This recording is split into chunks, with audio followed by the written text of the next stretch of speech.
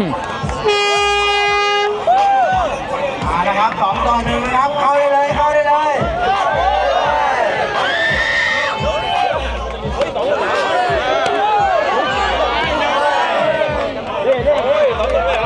2-1กุยไทยด้วยครับ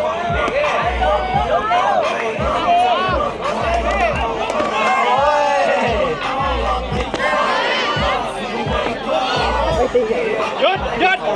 ยกใช่โอ้ย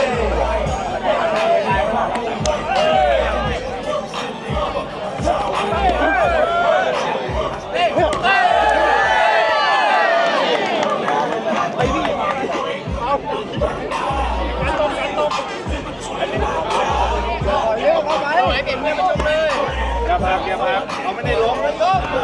ไม่ล้ม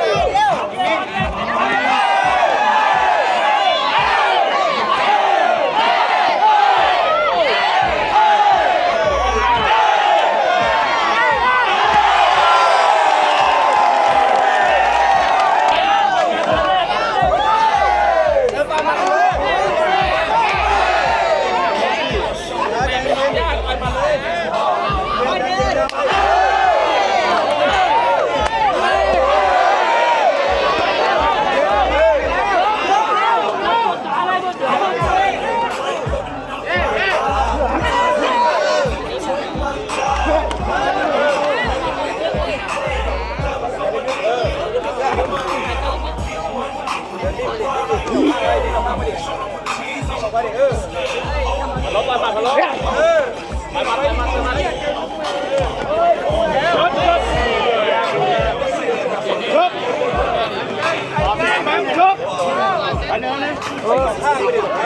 ไม่ได้มวยไปไม่ได้ชุบ